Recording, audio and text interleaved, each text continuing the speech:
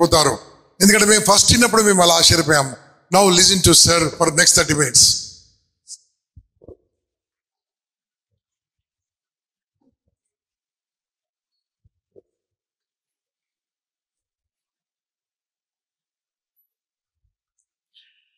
Good evening all. ఈరోజు ఈ ప్రోగ్రామ్కి మమ్మల్ని Telangana anti narcotic bureau, that is elite force, దీనికి ఈగల్ ఫోర్స్, ఇప్పుడు ఈ ఈగల్ ఫోర్స్ నుంచి డ్రగ్ అవేర్నెస్ దీని గురించి మీ అందరికీ కొద్దిగా అవేర్ చేయడానికి మమ్మల్ని ఆహ్వానించిన ఇంపాక్ట్ ఆర్గనైజేషన్ నాగేశ్వరరావు గారికి, ఇంపాక్ట్ సోదరులందరికీ, అదేవిధంగా లయన్స్ ఈరోజు అందరికీ కూడా వెరీ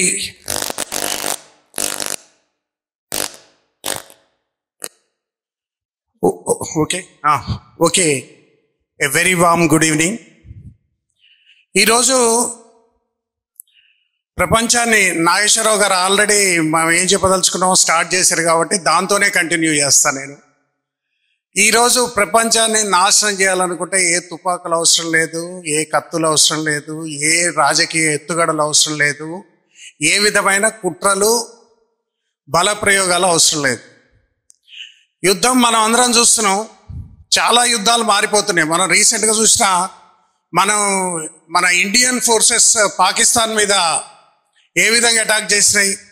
మనం when we go back to World War I, World War II, తర్వాత జరిగిన చైనా వార్, తర్వాత జరిగిన పాకిస్తాన్, ఇవన్నీ చూసుకుంటే మనం చాలా ఇవన్నీ ట్యాంకులు వెళ్ళటం, దాని వెనక సైనికులు వెళ్ళటం, ఇవన్నీ వచ్చేవి.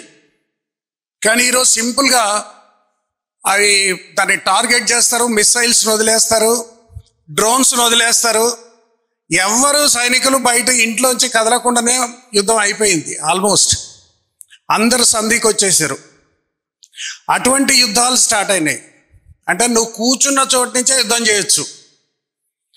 అటువంటిదే మరో తరహా యుద్ధం నార్కో టెర్రరిజం.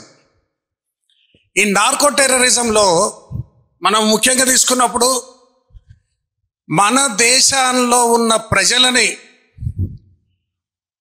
దారి మళ్లించడం ద్వారా, ఒక మత్తు వ్యసనాలకు బానిసలు చేయడం ద్వారా, లేదా వాళ్ళ గోల్స్ అన్నీ ఏవి లేకుండా, వాళ్ళని ఏ ధ్యేయం లేకుండా, ఏ విధమైన వాళ్ళ జీవితంలో ముందరిపోయే ఆలోచన లేకుండా వ్యసనాలకు బానిసలు చేసి వాళ్ళని మనం నిర్వీర్యులను చేయగలిగినప్పుడు ఆటోమేటిక్గా ఆ దేశం నాశనం అయిపోతుంది. దానికి ఇంకేం చేయని అవసరం లేదు, ఏ యుద్ధం అవసరం లేదు, కనీసం డ్రోన్లు అవసరం లేదు, ఏ విధమైన మిసైల్స్ కూడా అవసరం లేదు. అటువంటి నార్కో టెర్రరిజం ఈరోజు ప్రపంచంలో అతిపెద్ద సమస్యగా మారింది. ఇది కూడా కాకుండా మనం అందరం వింటున్నాం, డ్రగ్స్ డ్రగ్స్ డ్రగ్స్ డ్రగ్స్కి బానిసలు అవుతున్నారు. ఇదే 2000 సంవత్సరాల క్రితం తీసుకుంటే అసలు ఇండియాలో డ్రగ్స్ అనేది ఒక సమస్య లేదు. నిదానంగా మన ఏవైతే జనరేషన్స్ వస్తున్నాయో, ఒక్కొక్క జనరేషన్ వస్తున్న కొద్దీ ప్రపంచ గతిలో మార్పు వస్తుంది. ప్రపంచం ఏ విధంగా వెళ్తుండేదో ఆ వాటిలలో విపరీతమైన మార్పులు వస్తున్నాయి. మనం తీసుకున్నది ఇప్పుడు ఈరోజు జనరేషన్ తీసుకున్నప్పుడు ఇది జనరేషన్ బీటా ఉంది, దీనికన్నా జనరేషన్ ఆల్ఫా ఉంది, దానికన్నా ముందు జెన్ జీస్ ఉన్నారు, దానికన్నా జెన్ వై ఉంది. ఇట్లా జనరేషన్స్ అన్నీ కంటిన్యూగా వెళ్తున్నాయి. ముఖ్యంగా జెన్ జీస్ అనేవాళ్ళు 1997 నుంచి 2013 ఈ మధ్యలో ఎవరైతే పుట్టారో వాళ్ళందరూ జెన్ జీస్. అంటే ఈరోజు యూత్, ఈరోజు భారతదేశంలో వీళ్ళ శాతం దాదాపు 40 నుంచి 50% మధ్యలో ఉన్నారు. వీళ్ళే దేశాన్ని ముందరకు తీసుకుపోయే వాళ్ళు, వీళ్ళే దేశాన్ని ఏదో ఒక రకంగా టెక్నాలజీలో కావచ్చు, తర్వాత ప్రతి ఒక్క డిపార్ట్మెంట్లో వీళ్ళే ముందరుండి వీళ్ళే దేశాన్ని ముందరకు జరిపించే శక్తి అంతే వీళ్ళే. సాధించడానికి ర్యాంకుల వేట.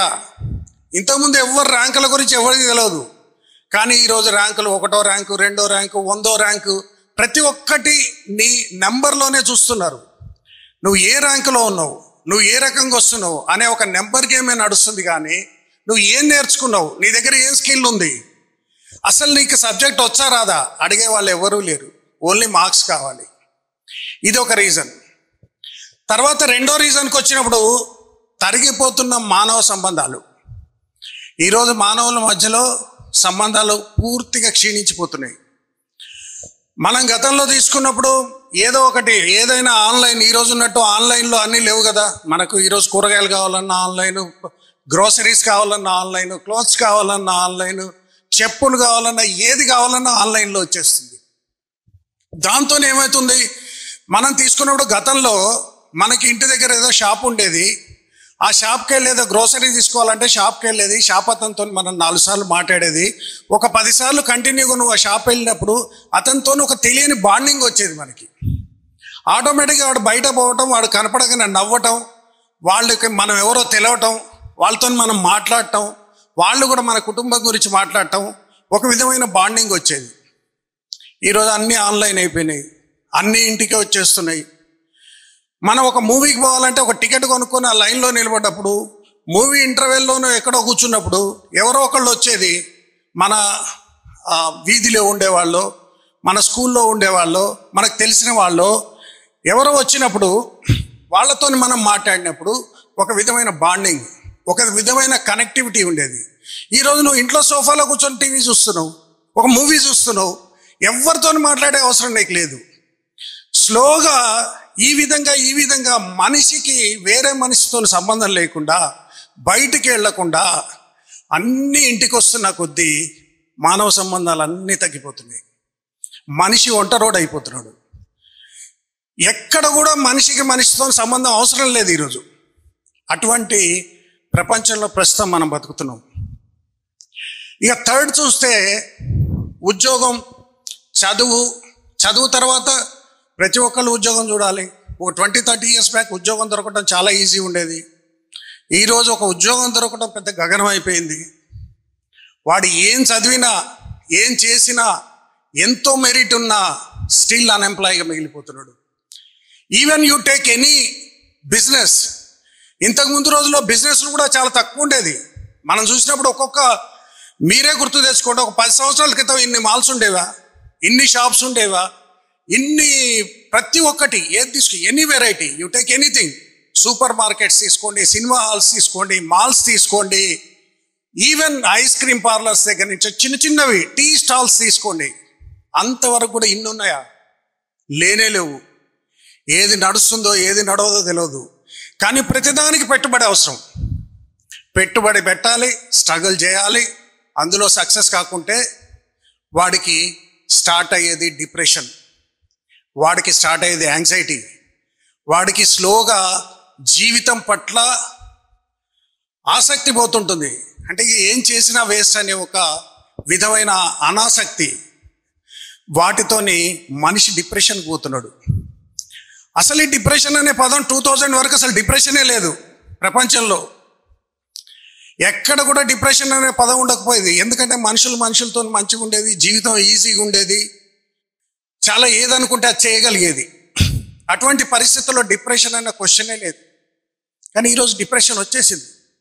యాంగ్జైటీ ఇష్యూస్, 100కు 99 మార్కులు వచ్చినప్పుడు డిప్రెషనే ఉంది, 100కు 60 వచ్చినోడికి డిప్రెషనే ఉంది, 99 వచ్చినోడికి డిప్రెషనే ఉంది.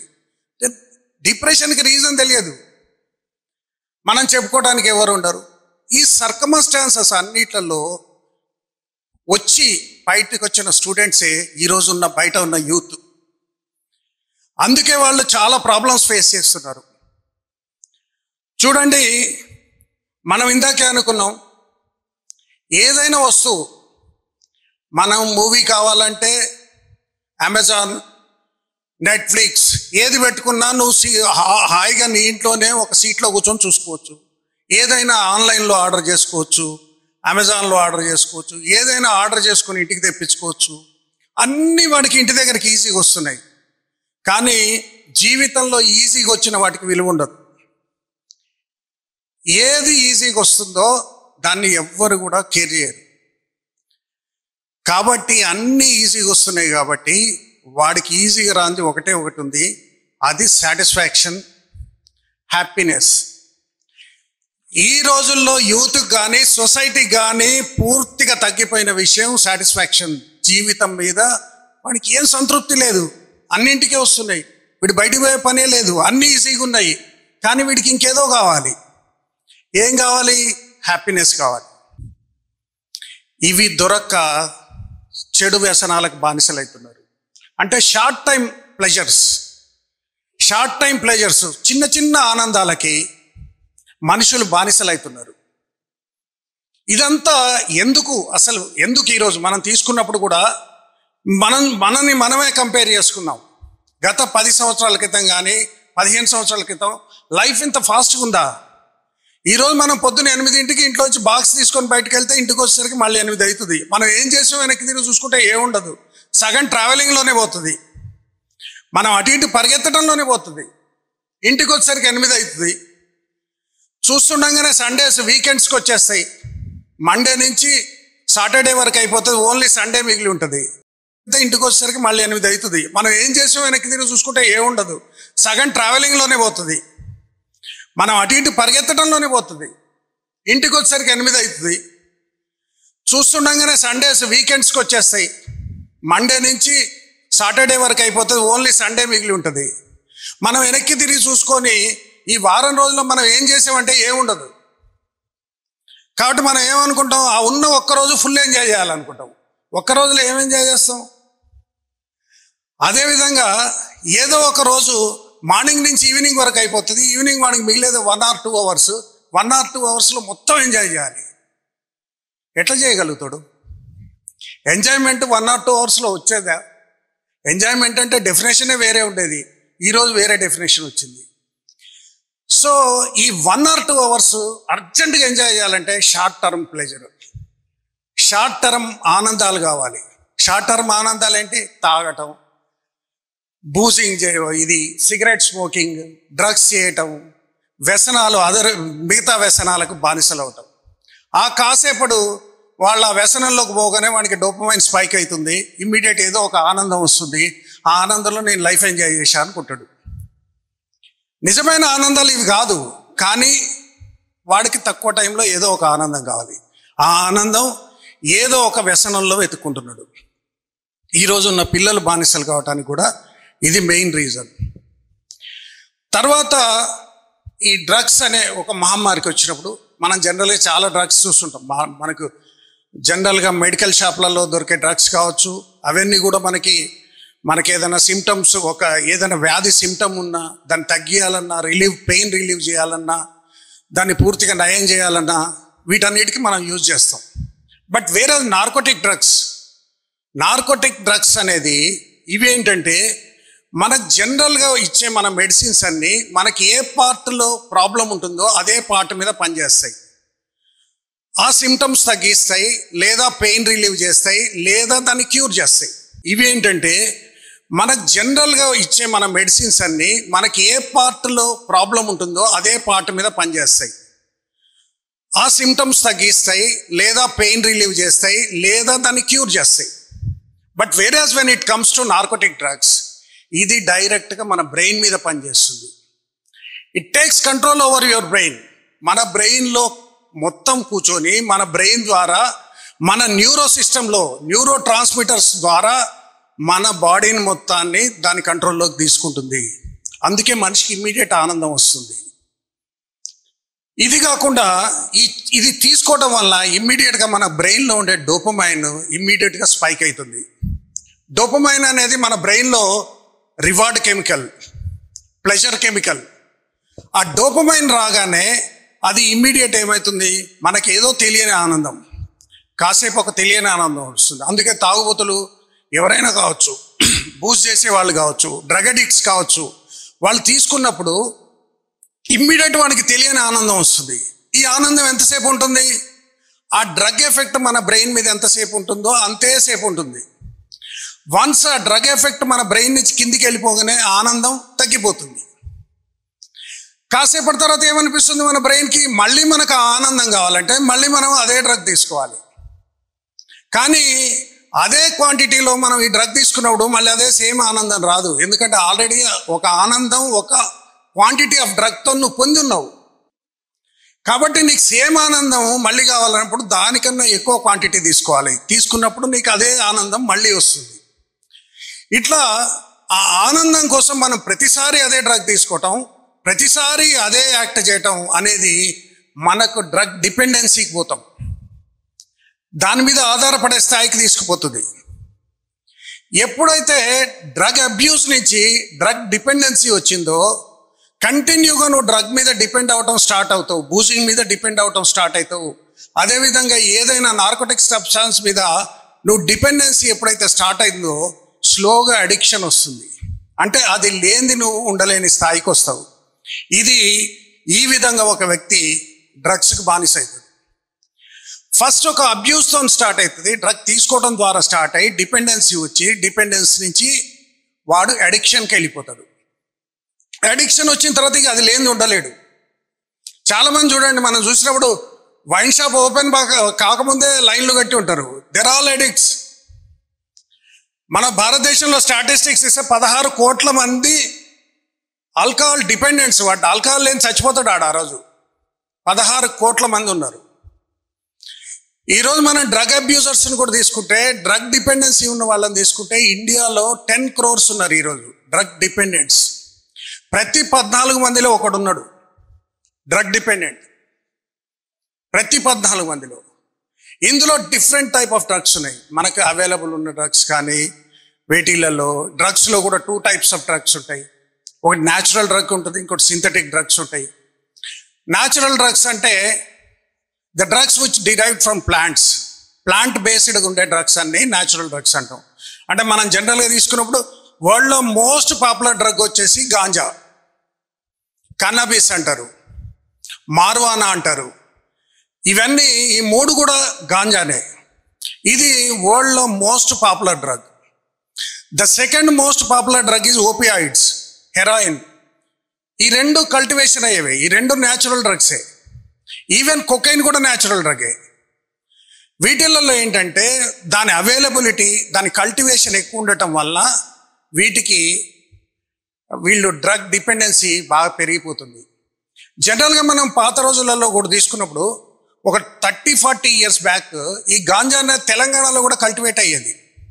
తెలంగాణ చాలా విలేజెస్లో, ముఖ్యంగా నార్త్ తెలంగాణలో, తర్వాత వెన్ యూ టేక్ ఇట్ మనము అచ్చంపేట ఏరియాలో తీసుకున్నప్పుడు కల్టివేషన్ ఉండేది. కల్టివేషన్ ఉన్న టైంలో ఎవరికి డ్రగ్ అడిక్షన్ లేదు. ఎందుకంటే ఆ రోజుల్లో ఈ డిజార్డర్స్, డిప్రెషన్లు, యాంగ్జైటీ ఇష్యూస్ ఏం లేవు. ఎందుకంటే ఆ రోజు సొసైటీ పీస్ఫుల్గా ఉండేది, లైఫ్ చాలా సింపుల్గా ఉండేది.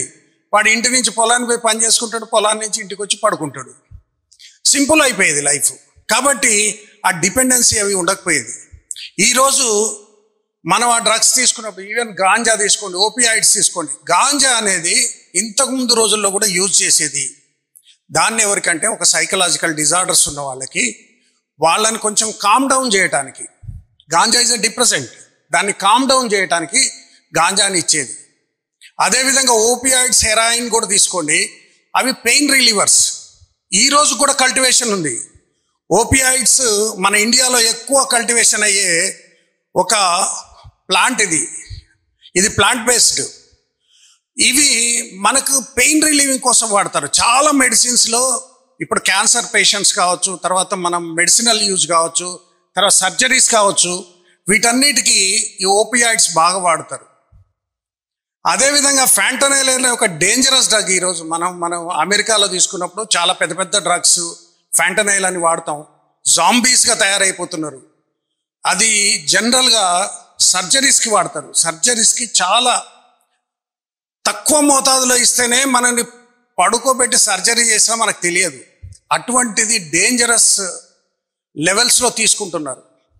ఎందుకంటే వాళ్ళకి ఏం చేయాలో తెలియదు, ఎక్కడి నుంచి ఆనందం వస్తుందో తెలియదు, లైఫ్ని ఎట్లా ముందర తీసుకుపోవాలో తెలియదు. ఇట్లాంటి వాళ్ళందరూ స్లోగా ఎడిక్షన్కి వెళ్ళిపోతున్నారు. ఈ ముఖ్యంగా ఇంకోటి కూడా తీసుకున్నప్పుడు చాలామంది డ్రగ్స్గా బానిసలు ఎందుకు అవుతారు? అసలు డ్రగ్స్ అనేవి ఎట్లా అలవాటు అవుతుంది ఎవరికైనా ఏదైనా, you take anything, any bad habit always starts with a bad company. ఏదైనా ఒక్కసారి బ్యాడ్ కంపెనీతో స్టార్ట్ అయింది అనుకో, తర్వాత ఒక అలవాటు, అంటే దాన్ని మనకు వచ్చిన ఒక చిన్న విషయాన్ని అలవాటు కావాలంటే 4 కారణాలు ఉంటాయి మెయిన్గా. ఆ మెయిన్ కారణాల్లో ఫస్ట్ది ప్లెజర్, అంటే అది తీసుకుంటే ఆనందం వస్తుంది. ఏదో ఒక పెగ్గు తాగితే ఆనందం వస్తుంది, ఒక సిగరెట్ తాగితే ఆనందం వస్తుంది, లేదా ఒక గాంజా కొడితే ఆనందం వస్తుంది, లేదా ఒక డ్రగ్ తీసుకుంటే ఆనందం వస్తుంది. ఆనందం అనే ఫ్యాక్టర్ కోసం ఫస్ట్ స్టార్ట్ చేస్తారు. కానీ అందరి బాడీలు, అందరి డిఎన్ఏలు ఒకే రకంగా ఉండవు. కొంతమంది దాన్ని కంట్రోల్ చేసుకోగలుగుతారు, కొంతమంది తొందరగానే ఎడిక్ట్ అయిపోతారు దానికి. ఈ ఆనందం అనే ఫ్యాక్టర్ కోసం ఒక్కసారి స్టార్ట్ చేసినోడికి ఆ ఆనందం తగ్గిపోగానే మళ్ళీ ఆనందం కావాలనిపిస్తుంది, మళ్ళీ దానికోసం వెళ్తాడు. అట్లా స్లోగా they go into dependency, then they become addicted. The second main reason experiment. ఒకసారి తాగితే ఏమవుతుంది చూద్దాం, ఏదో ఒకటి, అది ఏదైనా కావచ్చు, ఒకసారి చేసి చూస్తే ఎట్లుంటుంది అనే ఒక ఎక్స్పెరిమెంటల్ ఫ్యాక్టర్గా ఫస్ట్ స్టార్ట్ చేస్తాడు. Experimental factor slowly drives them to addiction. The third thing వచ్చేసి పీర్ ఫ్రమ్ ఫ్రెండ్స్ కావచ్చు, రిలేటివ్స్ కావచ్చు, ప్రెజర్ చేస్తారు. ఏం కాదురా, ఒకసారి తీసుకోరా, ఒకసారి ట్రై చేయరా, ఒక్కసారే కదా, నేను ఎన్నో సంవత్సరాలు తాగుతుంది చూడు, నాకేమన్నా అయిందా, నువ్వు కూడా తీసుకో. ఇది ఎక్కువ factor.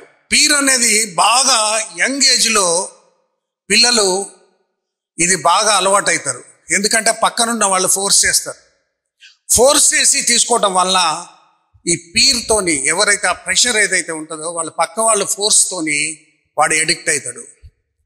The next fourth reason is to manage problems. లైఫ్లో ఏదో సమస్య వస్తుంది, ఎగ్జామ్ ఫెయిల్ అవుతాడు, జాబ్ రాదు, ఇంకే ఫైనాన్షియల్ క్రైసిస్ వస్తుంది, లేదా ఇంకేదో సమ్ అదర్ ప్రాబ్లం వస్తుంది. ఆ ప్రాబ్లంని మేనేజ్ చేయలేక ఒక షార్ట్ టర్మ్ ఆనందం కోసం డ్రగ్ డిపెండెన్సీలోకి పోతాడు, లేదా ఆల్కహాల్ డిపెండెన్సీలోకి పోతాడు, లేదా ఆల్కహాల్ బూజ్ చేసో ఏదో ఒకటి చేసి ఆ క్షణానికి అది మర్చిపోదాం అనుకుంటాడు.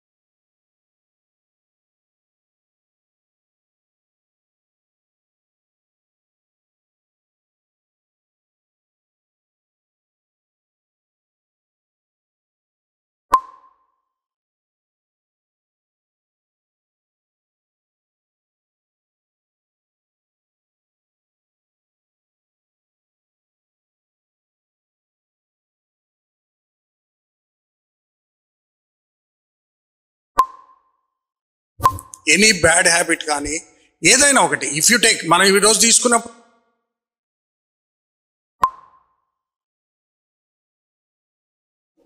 ఈ పీర్తోని ఎవరైతే ఆ ప్రెషర్ ఏదైతే ఉంటుందో వాళ్ళ పక్క వాళ్ళ ఫోర్స్తోని వాడు ఎడిక్ట్ అవుతాడు. The next fourth reason is to manage problems. లైఫ్లో ఏదో సమస్య వస్తుంది, ఎగ్జామ్ ఫెయిల్ అవుతాడు, జాబ్ రాదు, వాళ్ళ ఫోర్స్తోని వాడు ఎడిక్ట్ అవుతాడు. The next fourth reason is to manage problems. లైఫ్లో ఏదో సమస్య వస్తుంది, ఎగ్జామ్ ఫెయిల్ అవుతాడు, జాబ్ రాదు, ఇంకే ఫైనాన్షియల్ క్రైసిస్ వస్తుంది, లేదా ఇంకేదో సమ్ అదర్ ప్రాబ్లం వస్తుంది. ఆ ప్రాబ్లంని మేనేజ్ చేయలేక ఒక షార్ట్ టర్మ్ ఆనందం కోసం డ్రగ్ డిపెండెన్సీలోకి పోతాడు, లేదా ఆల్కహాల్ డిపెండెన్సీలోకి పోతాడు, లేదా ఆల్కహాల్ బూజ్ చేసో ఏదో ఒకటి చేసి ఆ క్షణానికి అది మర్చిపోదాం అనుకుంటాడు. But it drives him to addiction. ఈ 4 రీజన్స్ అనేవి ఏ మనిషినైనా, డ్రగ్స్ కానీ ఎనీ బ్యాడ్ హ్యాబిట్ కానీ ఏదైనా ఒకటి, ఇఫ్ యూ టేక్, మనం ఈరోజు తీసుకున్నప్పుడు మనం బాగా చూస్తున్నాం బెట్టింగ్ కూడా పెద్ద అది సోషల్ ఈవిల్ అయిపోయింది. దాన్ని బెట్టింగ్ చేసే వాళ్ళు చాలామంది పిల్లలు సూసైడ్స్ చేసుకుంటున్నారు. బెట్టింగ్ తెలియదు, ఏం తెలియదు, క్రికెట్ ఎట్లుంటుందో తెలియదు కానీ క్రికెట్ మీద బెట్టింగ్ పెట్టేస్తాడు. పక్కోడు పెడుతున్నాడు కాబట్టి ఇటు పెడతాడు, అంతే. వాడికి ఏం తెలియదు, టీం ఏంటో తెలియదు, ఆట ఎట్లా ఆడాలో అది కూడా తెలియదు. కాబట్టి ఇవన్నిట్లలోకి యూత్ స్లోగా వెళ్ళిపోతున్నారు. ఇవన్నీ కాకుండా మనం మన లైఫ్ స్టైల్ కావచ్చు, తర్వాత మన ఏదైతే ఈరోజు అవైలబిలిటీ, ఈ డ్రగ్స్ అనేది మనకు మార్కెట్లో అవైలబిలిటీ ఎంత పెరుగుతున్నా కొద్దీ వాటి డిపెండెన్సీ, వాటికి అలవాటు అయ్యే వాళ్ళు అంత పెరుగుతారు. సింపుల్ ఎగ్జాంపుల్, ఒక 20-30 ఇయర్స్ బ్యాక్ తీసుకున్నప్పుడు ఇన్ని వైన్ షాపులు ఉండేవా? ఎక్కడైనా ఏ ఊర్లో కానీ ఏ టౌన్లో కానీ ఉండేవా? ఎక్కడ చూసినా ఏదో మూలను ఒక్కటి కనపడితే చాలా ఎక్కువ ఉండేది. కానీ ఈరోజు ఏ రోడ్డు చూసినా 3-4 ఉంటాయి. వాటికి తోడు పర్మిట్ రూమ్లు ఉంటాయి. అంటే చెయ్యకూడదానికి పిచ్చేటోడికి కూడా చేసే విధంగా తయారైతాయి అన్నట్టు. అంటే అవైలబిలిటీ. ఎందుకు వాడవుతున్నాడంటే అవైలబిలిటీ ఉండటం వల్ల అవుతున్నాడు. Same it comes to drugs. ఈరోజు మనం తీసుకున్నప్పుడు మనకు వెస్ట్లో తీసుకుంటే మనకు పాకిస్తాన్, ఆఫ్ఘనిస్తాన్, ఇరాన్ 3 కంట్రీలు ఉన్నాయి. గోల్డెన్ క్రీసెంట్ అంటారు దీన్ని. ఈ గోల్డెన్ క్రీసెంట్, ఈ 3 కంట్రీలు వరల్డ్లో హైయెస్ట్ డ్రగ్ కల్టివేషన్ చేసే కంట్రీస్. ఆఫ్ఘనిస్తాన్ అనే complete country runs on drug trade, heroin మీద. ఈ 3 కంట్రీలు ప్రొడ్యూస్ చేసేది హెరాయిన్ అనే ఒక డ్రగ్. ఈ హెరాయిన్ అనే డ్రగ్ వరల్డ్లో most popular drug, second most popular. ఇది యాక్చువల్గా పెయిన్ రిలీవర్గా, పెయిన్ కిల్లర్గా యూజ్ చేసేది ఇంతకుముందు. బట్ ఇప్పుడు బాధలు మర్చిపోవటానికి, ఏదో అన్నీ మర్చిపోయి నిద్రపోవటానికి, ఏదో సంతోషం కోసం దాన్ని యూజ్ చేస్తున్నారు. మనకు వెస్ట్ సైడ్ ఈ 3 కంట్రీస్ ఉన్నాయి. మనకి ఈస్ట్ సైడ్ తీసుకున్నప్పుడు లావోస్, మయన్మార్, థాయిలాండ్ ఉన్నాయి. ఇది మెథాంఫిటమైన్ అనే ఒక డ్రగ్ని ప్రొడ్యూస్ చేసి, ఎక్కువ మెథాంఫిటమైన్ కావచ్చు మనకి, లేదా మనకి ఓజీ అని, ఓషన్ గ్రోన్ వీడ్ అని. అంటే మనకి ఇప్పుడు గాంజాలో, యాక్చువల్గా గాంజా మన దగ్గర ఏఓబిలో దొరుకుతుంది. ఆంధ్ర ఒరిస్సా బార్డర్ ఏరియాలో, సీలేరు ఏరియాలో, తర్వాత అరకులో ఏరియాలో గాంజా కల్టివేషన్ చాలా ఎక్కువ ఉంటుంది. ఇది వరల్డ్లో దొరికే గాంజాలో మన దగ్గర కల్టివేషన్ అయ్యే గాంజా ఒక స్పెషల్ కేటగిరీ. గాంజాలో ఉండే మెయిన్ ఫ్యాక్టర్ ఏదైతే మన డిపెండెన్సీకి, ఏదైతే మనకు అడిక్షన్కి యూజ్ అయ్యేదో అది టీహెచ్సి ఉంటుంది. టెట్రా హైడ్రో కన్నాబిస్ అని ఒక, అది కెమికల్ టీహెచ్సి. టీహెచ్సి అనేది జనరల్గా మనకు బయట దొరికే గాంజాలో 3 to 4% ఉంటుంది. But when it comes to Andhra Orissa బార్డర్లో కానీ, సీలేర్ ఏరియాలో కానీ, ఈ వీటిల్లో దొరికే గాంజాలో 12% టీహెచ్సి ఉంటుంది. కాబట్టి ఎక్కువ అడిక్షన్ ఉంటుంది. చాలా రేర్ ఇది దొరకటం. అందుకే మనకు దగ్గరలోంచి గాంజా అడిక్షన్ చాలా ఎక్కువ ఉంటుంది. వాళ్ళు మైండ్ని స్లో డౌన్ చేసుకోవడానికి, అన్ని విషయాలు మర్చిపోవటానికి, ఏదో ఒక రకంగా బాధలు మర్చిపోదాం అని స్టార్ట్ చేస్తారు. కూల్ ఫ్యాక్టర్ లాగా ఉంటుందని. కాబట్టి ఎక్కువ అడిక్షన్ ఉంటుంది. చాలా రేర్ ఇది దొరకటం. అందుకే మనకు దగ్గరలోంచి గాంజా అడిక్షన్ చాలా ఎక్కువ ఉంటుంది. వాళ్ళు మైండ్ని స్లో డౌన్ చేసుకోవడానికి, అన్ని విషయాలు మర్చిపోవటానికి, ఏదో ఒక రకంగా బాధలు మర్చిపోదాం అని స్టార్ట్ చేస్తారు. కూల్ ఫ్యాక్టర్ లాగా ఉంటుందని. తర్వాత ఈ థాయిలాండ్లో రీసెంట్గా ఓషన్ గ్రోన్ హైడ్రోఫోనిక్ గాంజా అనేది కొత్తగా క్రియేట్ అయింది. ఇది వరల్డ్లో hydroponic ganja, it is more than 20% టీహెచ్సి ఉంది. దానికి ఎక్కువ అడిక్షన్ అవుతున్నారు. ఈ మధ్యకాలంలో మేము చూస్తున్నప్పుడు ఈ థాయిలాండ్ ఎక్కువ పోవటం, ఓషన్ గ్రోన్ ఈ ఓజీ వీడ్ తెచ్చుకోవటం, దాన్ని మార్కెట్లో సర్క్యులేట్ చేయడం జరుగుతుంది. మన దేశానికి 2 వైపులా ఈ 3 కంట్రీలు, గోల్డెన్ క్రీసెంట్, ఈ 3, మనకి నెక్స్ట్ టైం వచ్చేసరికి మనకి లావోస్, మయన్మార్, థాయిలాండ్, ఈ 3 ఉండటం, ఈ 6తోని మన నార్త్ ఈస్ట్ స్టేట్స్ నుంచి మనకు ఈ డ్రగ్ ఫ్లో చాలా ఎక్కువ ఉంది. ఎవ్రీడే 2000 kgs ఆఫ్ డ్రగ్ మనకు ఇండియన్ మార్కెట్లోకి వస్తుంది. డిఫరెంట్ వేస్ ద్వారా, కొన్ని డ్రోన్స్ ద్వారా వస్తాయి, కొన్ని అంటే మనకు మొన్నటి వరకు కూడా పంజాబ్, రాజస్థాన్ నుంచి మెయిన్ ఉండేది ఎంట్రీ. ఎందుకంటే ఆ 2 పాకిస్తాన్కి బార్డర్ ఉండేవి కాబట్టి. ఆ కింద నుంచి మనకి టనెల్స్ ద్వారా వచ్చేది, లేదా డ్రోన్స్ ద్వారా వచ్చేది. తర్వాత హ్యూమన్స్ కొంతమంది ట్రాఫిక్ చేసేది డ్రగ్స్, ఆ రకంగా డ్రగ్స్ ఎంటర్ అయ్యేది. ఇప్పుడు మనం డ్రగ్స్ అసలు ఇండియాలోకి ఎట్లా వస్తున్నాయి తీసుకున్నప్పుడు 70% వచ్చేది మనకి వాటర్ వేస్ ద్వారా వస్తున్నాయి. 70% of the drugs water ways. అంటే మనకి ఇంటర్నేషనల్ ఇవన్నీ క్రూజులు, షిప్పులు, వీటి ద్వారా 70% మన దేశంలోకి స్మగుల్ అవుతుంది.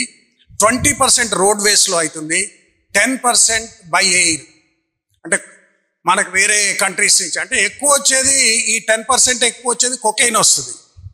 కొకైన్ మనకి నార్త్ అమెరికా ఆ ఏరియాలోనే దొరుకుతుంది, ఎందుకంటే కోకోవా అక్కడే కల్టివేట్ అవుతుంది కాబట్టి. మన ఈ దగ్గరలో ఇక్కడ ఏషియాలో ఎక్కడ కూడా కొకైన్ కల్టివేషన్ లేదు కాబట్టి ఓన్లీ కొకైన్ 10% బై ఎయిర్ వస్తుంది. అది కూడా ఆమ్స్టర్డామ్ మెయిన్. ఆమ్స్టర్డామ్ నుంచి అక్కడి నుంచి వచ్చి శ్రీలంక నుంచి ఇటు వస్తుంది. చాలా రూట్స్ ఉన్నాయి వీటన్నిటికీ డ్రగ్ ట్రేడ్కి. సో డ్రగ్ ట్రేడ్ అనేది, అవైలబిలిటీ ఆఫ్ డ్రగ్ అనేది, డ్రగ్ ట్రేడ్ బాగా పెరిగిపోవటానికి ఒక పెద్ద reason. The second biggest reason is lot of money is there. Drug ట్రేడ్లో చాలా మనీ ఉంది. ఎట్లా ఉంది? వెన్ యూ టేక్ ఒక ఢిల్లీలో బై ఎయిర్ ఒక కొకైన్ డంప్ అయింది అనుకుందాం. ఢిల్లీలో డంప్ అయిన ఒక కొకైన్ 1 గ్రాము 4,000 to 5,000 రూపీస్కి 1 గ్రామ్ కొకైన్ ఉంటుంది. When it comes to Goa, Delhi నుంచి గోవాకు వచ్చిన తర్వాత అది 7,000 నుంచి 8,000 రూపాయలకు అమ్ముడుపోతుంది. అంటే ఆల్మోస్ట్ డబుల్ అయిపోతుంది దాని rate. When it comes to Hyderabad 15,000 అవుతుంది. 1 గ్రామ్ కొకైన్ 15,000. అదేవిధంగా ఇఫ్ యు టేక్ మెథాంఫిటమైన్ తీసుకున్నప్పుడు మనం అనుకున్నాం ఆల్రెడీ థాయిలాండ్, లావోస్, మయన్మార్ నుంచి ఎక్కువ మెత్ వస్తుందని. ఈ మెథాంఫిటమైన్ మెత్ అంటారు. ఆ మెత్ మనకు వచ్చినప్పుడు 3,000, 2,000 రూపాయల గ్రామ్ వస్తుంది. అది హైదరాబాద్ కానీ ఇతర మన సిటీస్కి వచ్చినప్పుడు ఆల్మోస్ట్ 10,000 రూపీస్ పర్ గ్రామ్ అవుతుంది. Lot of money. ఈ మనీ కోసం ఎంతకైనా తెగిస్తారు. Easy money. అక్కడి నుంచి ఇక్కడ తెచ్చి పడేస్తే, ఇప్పుడు ఇందాక మనం అనుకున్నాం ఏఓబిలో ఆంధ్ర ఒరిస్సా బార్డర్లో 1 కేజీ గాంజా 1,500కు దొరుకుతుంది. అది హైదరాబాద్కి వస్తే 22,000 అవుతుంది. వాడు ఎన్నిసార్లు అయినా జైలుకి పోతున్నాడు. ఎందుకంటే మిగతా వాళ్ళకి ఏం పని లేదు, అన్ఎంప్లాయ్మెంట్ ఉంది. ఎవడు పని లేని వాళ్ళు చాలామంది అయిపోయినారు. జైలుకి వెళ్ళిపోతారు, జైల్లో ప్రశాంతంగా కూర్చుంటాడు, మళ్ళీ బయటకు వస్తాడు, మళ్ళీ అగైన్ దే స్టార్ట్. కాబట్టి మనకు ఫస్ట్ అవైలబిలిటీ, తర్వాత లాట్ ఆఫ్ మనీ అనేది రెండు ఈ డ్రగ్స్ ట్రేడ్ ద్వారా. అంటే కఠినమైన పనిష్మెంట్స్ ఉన్నాయి దీంట్లో. పనిష్మెంట్స్ గురించి కూడా నేను చెప్తా. ఇవన్నీ ఉన్నప్పటికి కూడా మనిషి ఈజీగా మనీ గురించి ఏ రకంగా వస్తుందో దాని గురించి ఆలోచిస్తాడు, ఈజీగా ఆనందం ఎట్లా వస్తుందో దాని గురించి ఆలోచిస్తాడు. ఈ 2 కారణాలతోని డ్రగ్ ట్రేడ్ విపరీతంగా పెరిగిపోతుంది. ఇంకో విషయానికి వస్తే, ఈ డ్రగ్స్ అనేది మార్కెట్లో విపరీతంగా రావటం వల్ల మనలో చాలా మందికి మిస్కన్సెప్షన్స్ ఉంటాయి. అరే డ్రగ్ వాడెవడో వాడుతున్నాడు, మనమైతే వాడట్లేదు కదా. డ్రగ్ వాడు అబ్యూస్ చేసి అడిక్ట్ అయిపోయి వాడు పడిపోతున్నాడు, ఇంటి పక్కోడో ఇంటి అనుకోడో మనకు తెలిసినోడో ఎవడో పడిపోతున్నాడు, మనదేం పోతుంది అనే కాంప్లెక్సిటీ చాలా మందికి ఉంటుంది. ఇప్పుడు సింపుల్ ఎగ్జాంపుల్ నేను చెప్తా. ఇప్పుడు ఉదాహరణకు మనం రోడ్డు మీద వెళ్తుంటే ఒక వ్యక్తికి యాక్సిడెంట్ అయ్యి రోడ్డు మీద పడిపోతే ఈ రోజుల్లో ఏం చేస్తున్నారు పబ్లిక్? చాలా మంది వెహికల్ ఆపి దిగుతున్నారు, కరెక్టే కదా? ఏం చేస్తున్నారు? సెల్ ఫోన్లో వీడియో తీస్తున్నారు. Nobody is coming forward to help him. కనీసం 100 డయల్ కూడా చేయడు ఎవడు. కానీ అదే మనకు జరిగినప్పుడు అరే మనకు ఎవడు హెల్ప్ చేయడం అనిపిస్తుంది. అదే మనం అక్కడ ఉన్నప్పుడు మనకు ఎవడు హెల్ప్ చేయడే, సమాజం ఇంత దరిద్రంగా ఉందా అనిపిస్తుంది. కానీ సమాజంలో మనం కూడా ఉన్నాం. వేరే వాడికి జరిగినప్పుడు మనకు ఈజీగా అనిపిస్తుంది, మనకు జరిగినప్పుడు అది అన్యాయం అనిపిస్తుంది. సేమ్ డ్రగ్ ట్రేడ్లో ఎవడో డ్రగ్ అఫెక్టెడ్ పర్సన్ ఉంటాడు, వాడి ఇంట్లోంచి డ్రగ్స్ కొనడానికి డబ్బులు ఎత్తుకుపోతుంటాడు, వాడు అమ్మ నాన్నల్ని కొడుతుంటాడు, ఊళ్ళో వాళ్ళందరినీ హెరాస్ చేస్తుంటాడు. మనం దాని గురించి మాట్లాడం. But being a human in the society మనకు సోషల్ రెస్పాన్సిబిలిటీ ఉంది. ఈరోజు మన పక్కోడికి కావచ్చు, లేదా మన క్లాస్లో ఉన్న క్లాస్మేట్కి కావచ్చు, లేదా ఈరోజు మనకు ఎవరో తెలిసిన దూర బంధువుకి కావచ్చు, వాళ్ళకు ఉన్నప్పుడు మనం ఒక వంతు సహాయం చేయాలి. ఎందుకంటే డ్రగ్ అడిక్ట్స్ని మనం రిహాబ్ సెంటర్లో జాయిన్ చేయాలి, లేదా వాని గురించి ఒక ఇన్ఫర్మేషన్ అని ఇవ్వాలి. వీడు ఈ రకంగా ఉన్నాడు, వాళ్ళ పేరెంట్స్కి కావచ్చు, లేదా వాడి నుంచి ఒక మాట చెప్పాలి, అరే వద్దురా బాబు ఇట్లా చేస్తే చెడిపోతావురా అని ఒక మాట చెప్పాలి. కానీ కాంప్లిసిటీ ఉత్తగా మనకెందుకులే అనుకొని ఉంటే ఆ రోజు ఆ మహమ్మారి మన ఇంటికి కూడా రావచ్చు. ఈ సొసైటీలో డ్రగ్ ట్రేడ్ అనేది పెరగడం ద్వారా క్రైమ్ విపరీతంగా పెరిగిపోతుంది. ఈ మధ్య కాలంలో చూడండి, చిన్న చిన్న పిల్లల్ని రేప్ చేయటం, అన్నెసర్లీ మర్డర్స్, తర్వాత కొట్టుకోటాలు, వాటిని డ్రగ్స్ గురించి దొంగతనాలు చేయటాలు, ఇవన్నీ ఏదో రోజు మనకొచ్చి కూడా తగులుతాయి. కాబట్టి మనం ఒక సోషల్ రెస్పాన్సిబిలిటీతోని సమాజంలో మనం ఉంటున్నాం. కాబట్టి మనకు దేవుడు ఒక గొప్ప పవిత్రమైన మనకు ఒక జీవితాన్ని ఇచ్చాడు. కాబట్టి మన జీవితంలో ఉన్నంతలో మనం కనీసం ఒకళ్ళిద్దరిని మార్చగలిగిన మన జీవితానికి ఒక విధమైన సార్థకత ఉంటుంది. కానీ మనకెందుకులే అనే ఒక ఫ్యాక్టర్ ఖచ్చితంగా అందరు మర్చిపోవాలి. ఎందుకంటే సొసైటీలో క్రైమ్ జరిగితే సొసైటీలో మనం ఉండలేని పరిస్థితి వస్తుంది. సొసైటీలో వైలెన్స్ పెరిగినప్పుడు మనకి ఏదో తెలియని భయం మనలో ఉంటుంది. మనం ఆ ఇంట్లో ఉండలేము, ఆ ప్రాంతంలో ఉండలేము. రేపు ఎవరికో జరిగిన అన్యాయం రేపు మన ఇంట్లో ఒకళ్ళకి జరగవచ్చు. రేపు ఒక పిల్లకి అన్యాయం జరగవచ్చు, అదే పిల్ల మనకు తెలిసిన అమ్మాయి కావచ్చు. ఇవన్నీ కూడా మనం ఆలోచించాలి. ఏదో ఒక రకంగా ప్రతి ఒక్కళ్ళు పూనుకొని ఈరోజు డ్రగ్స్ అనే మహమ్మారి మన సొసైటీలో ఎట్టి పరిస్థితుల్లో ఎంటర్ కావద్దు. ఇది సొసైటీలో ఎంటర్ అయితే సొసైటీకి భారీ నష్టం జరుగుతుంది. సొసైటీకి ఒక్కదానికే కాదు, దాని ద్వారా మన నగరానికి జరుగుతుంది, మన రాష్ట్రానికి జరుగుతుంది, మన దేశానికి జరుగుతుంది అని ఒక్క నిమిషం మనం ఆలోచించగలిగిన రోజున మనం ఎవరైనా మన ప్రాంతంలో డ్రగ్స్ అమ్మినా, డ్రగ్ ఎడిక్ట్ అయినా, లేదా ఒకడు అడిక్షన్కి లోనై పూర్తి డ్రగ్ డిపెండెన్సీ వచ్చినా వాడిని రిహాబ్ సెంటర్లోనూ జాయిన్ చేయటం ఏదో ఒకటి మనం ఖచ్చితంగా చేస్తాం. ఒక జన్మ మనకి దేవుడు ఇచ్చినందుకు ఆ జన్మని సార్థకత చేసుకోవాలంటే మనం ఖచ్చితంగా ఇటువంటి బారిన పడ్డ వాళ్ళని మనకు చేతనైనంత వాళ్ళకి హెల్ప్ చేసి బయటికి తీసుకురావడానికి ఖచ్చితంగా ప్రయత్నం చేయాలి. ఒకవేళ మీరు డైరెక్ట్ చేయలేనట్టయితే 1908 మా టోల్ ఫ్రీ నెంబర్ ఉంది. 1908 అనే నెంబర్కి మీరు కాల్ చేస్తే చాలు. మీ విషయాలు అంటే మీరు ఎవరు చెప్పారు ఆ విషయాలన్నీ గోప్యంగా ఉంచబడతాయి, ఎవరికి కూడా చెప్పం. But will take action. ఎవరైతే ఉన్నారో ఒకవేళ ఎడిక్ట్ ఉన్న పర్సన్ వస్తే అతన్ని మేము రిహాబ్ సెంటర్లో జాయిన్ చేస్తాం, లేదా ఎవరైనా అమ్మేటట్టుంటే వాళ్ళని అరెస్ట్ చేసి వాళ్ళని జైలుకి పంపుతాం. ఎందుకంటే NDPS యాక్ట్లో చాలా కఠినమైన చట్టాలు ఉన్నాయి, కఠినమైన శిక్షలు ఉన్నాయి. మినిమం లోపలి పంపినప్పుడు 6 months వరకు ఇంప్రిజన్మెంట్ ఉంది, 6 months వరకు కనీసం బెయిల్ రావట్లేదు. కాబట్టి ఈ విధమైన ఒక కఠినమైన చట్టం ఉంది. కాబట్టి అటువంటి వ్యక్తులు ఎవరైతే సొసైటీకి చెడు చేస్తున్నారో ఆ వ్యక్తులని మనం ఖచ్చితంగా ఏదో ఒక రకంగా శిక్ష పడేటట్టు వాళ్ళు సొసైటీలో అటువంటి పెరగకుండా చూసే బాధ్యత మనకు ఉందని తెలియజేసుకుంటూ thanks a lot. Thank you very much. అందరు please stand up, all of you please hand forward. నేను చదువుతూ ఉంటాను, సేమ్ అనుకరించండి, నా వాయిస్ని మీరు అనుకరించండి. ఓకేనా సార్? నేను మాదక ద్రవ్యాలపై జరుగుతున్న పోరాటంలో క్రియాశీల భాగస్వామిని అవుతానని, డ్రగ్ రహిత జీవనశైలిని అనుసరిస్తూ నాతో పాటు ఏ ఒక్కరూ డ్రగ్స్ బారిన పడకుండా ఉండటానికి కృషి చేస్తానని, డ్రగ్ రహిత సమాజమే లక్ష్యంగా సాగుతున్న తెలంగాణ ప్రభుత్వ సంకల్పంలో భాగస్వామిని అవుతానని ప్రతిజ్ఞ చేస్తున్నాను. Thank you sir. Hands down. మాది ఒక కామన్ స్లోగన్ సార్.